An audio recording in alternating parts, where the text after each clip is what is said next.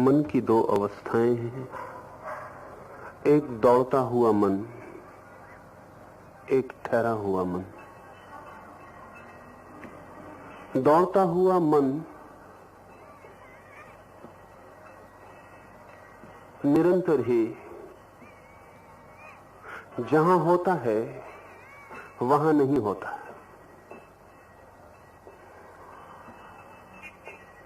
ऐसा समझें कि दौड़ता हुआ मन कहीं भी नहीं होता। दौड़ता हुआ मन सदा ही भविष्य में होता है। आज नहीं होता, अभी नहीं होता, यहां नहीं होता, कल आगे कहीं और कल्पना में, सपने में, कहीं दूर भविष्य में होता है। और भविष्य का कोई अस्तित्व नहीं है। अस्तित्व है वर्तमान का, अभी का, इसी क्षण का। जब मैं कहता हूं इसी क्षण का, इतने कहने में भी वो क्षण वर्तमान का जा चुका। इतनी भी देर हुई तो हम वर्तमान के क्षण को चूक जाते हैं। जानने में जितना समय लगता है उतने में भी वर्तमान जा चुका होता है।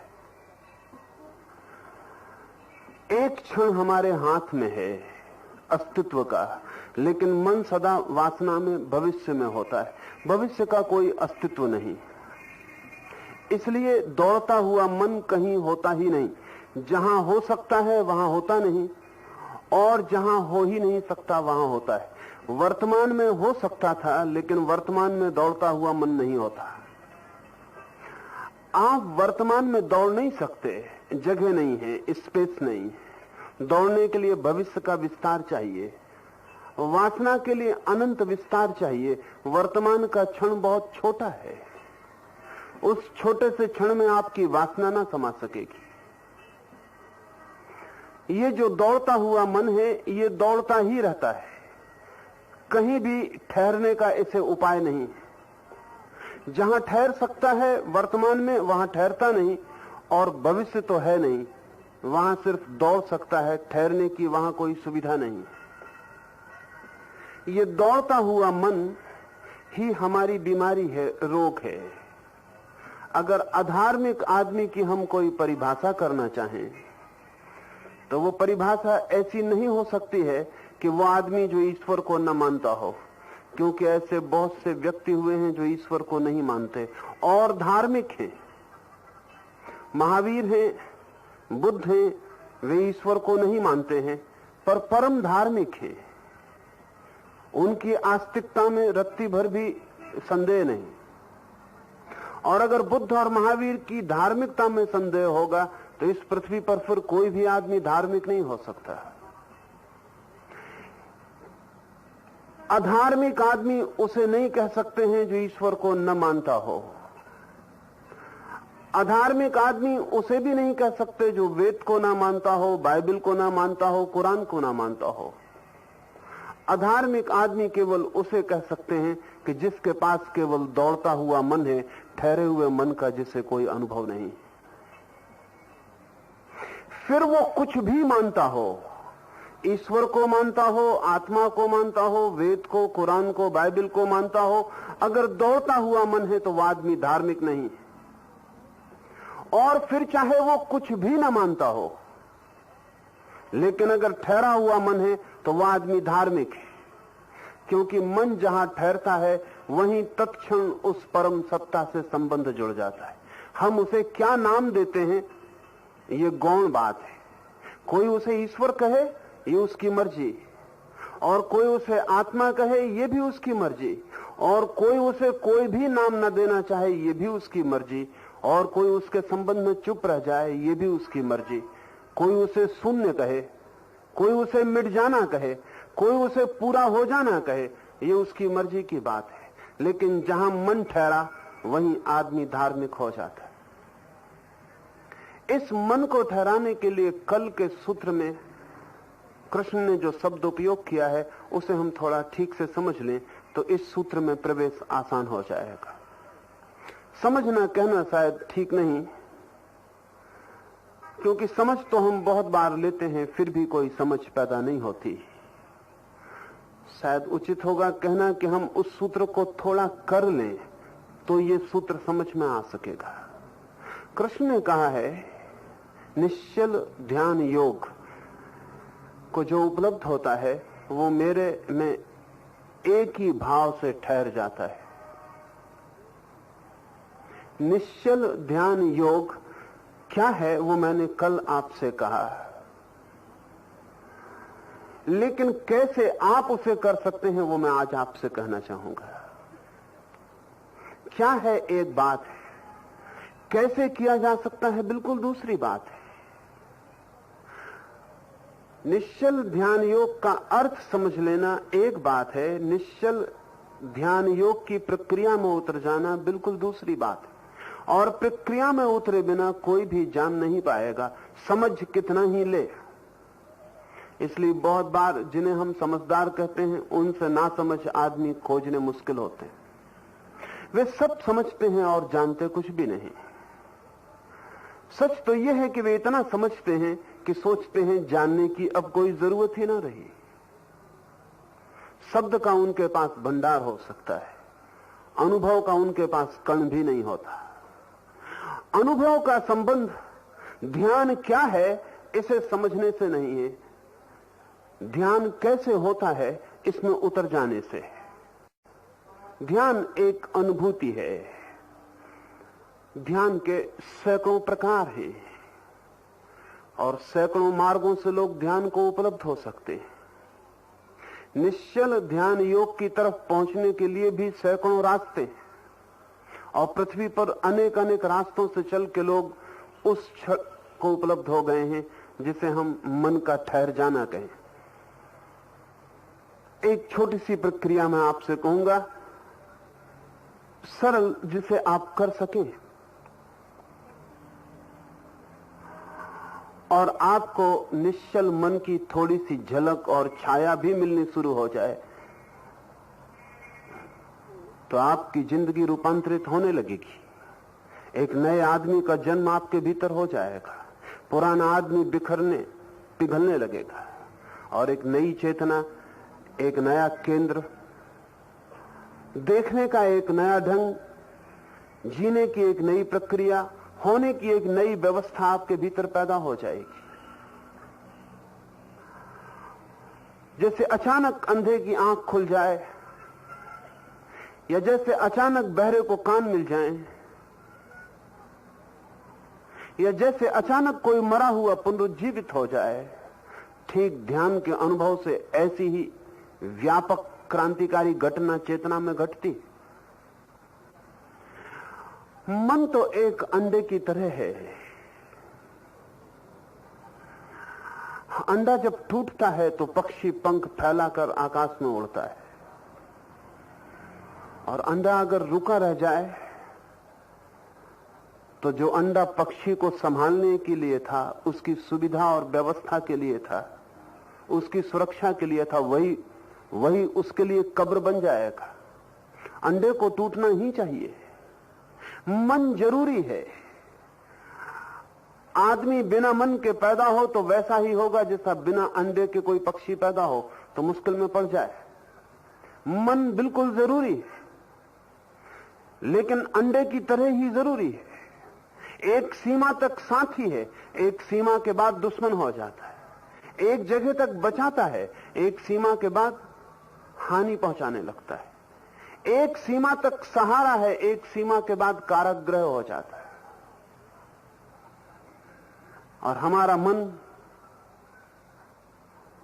करीब करीब कारागृह है। अनेक अनेक जन्मों से हम उस मन को लेकर चल रहे हैं जो हमें कभी का तोड़ देना चाहिए था। लेकिन अंडे के भीतर जो छिपा हुआ पक्षी है उसे भी तो कुछ पता नहीं आकाश का, और उसे यह भी तो डर समाता होगा कि अंडे को तोड़ दूं तो फिर मेरा क्या होगा। वही तो मेरी सुरक्षा है, वही मेरी आड़ है, उसी से तो मैं बचा हूं, वो मेरा घर है। स्वाभाविक है कि हम मन को ही अपनी सुरक्षा मानकर जीते हैं।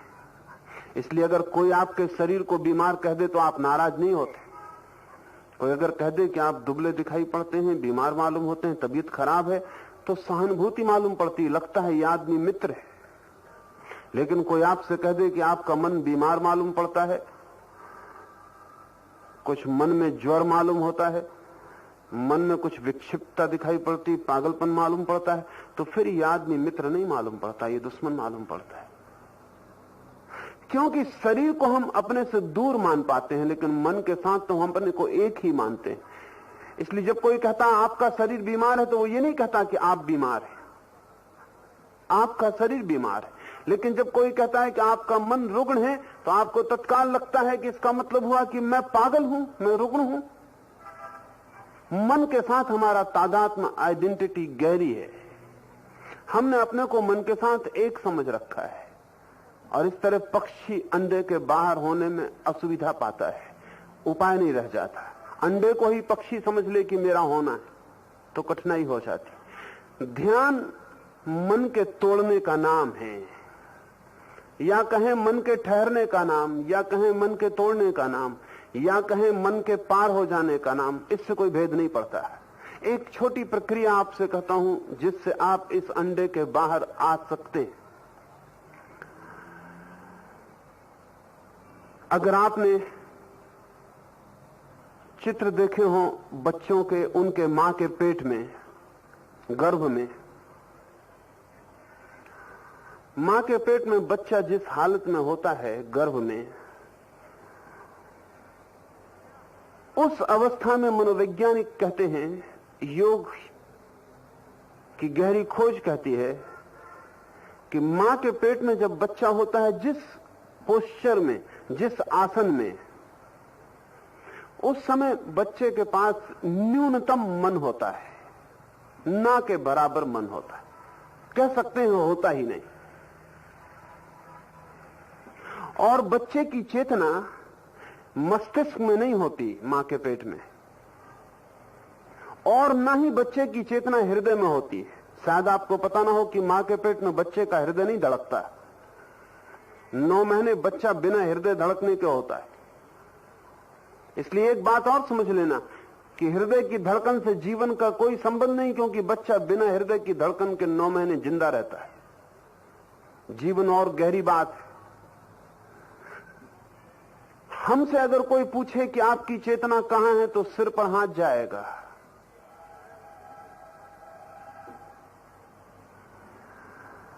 चेतना जब मन में केंद्रित होती है तो सिर केंद्र हो जाता है।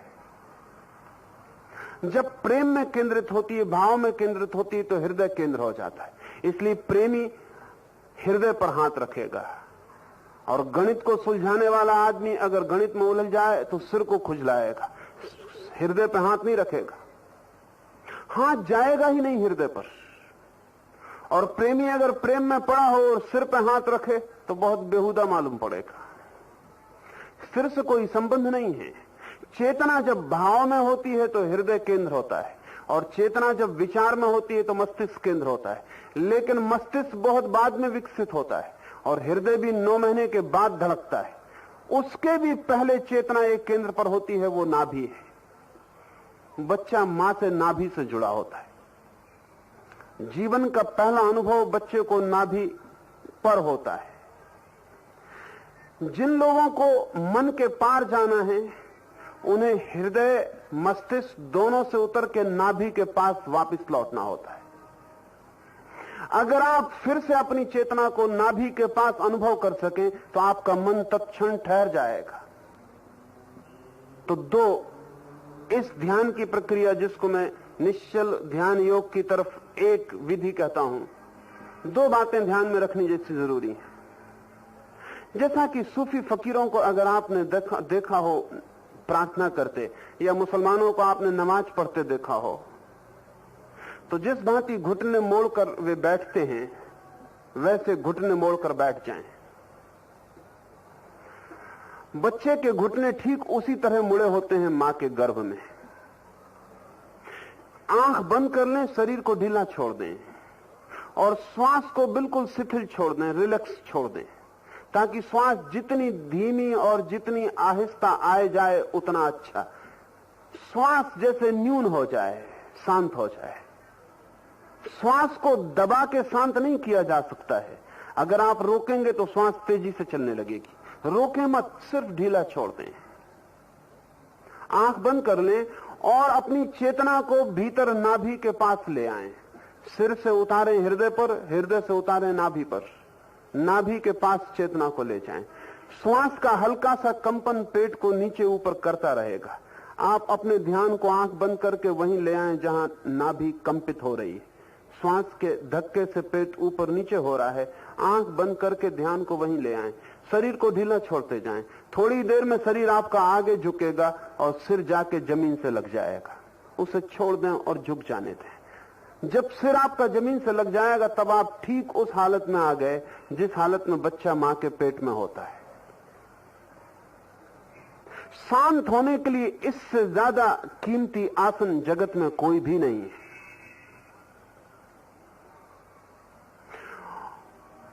आसन ऐसा हो जाए जैसा गर्भ में बच्चे का होता है और आपका ध्यान नाभि पर चला जाए। बच्चे का ध्यान और चेतना नाभि में होती है, आपका ध्यान भी नाभि पे चला जाए।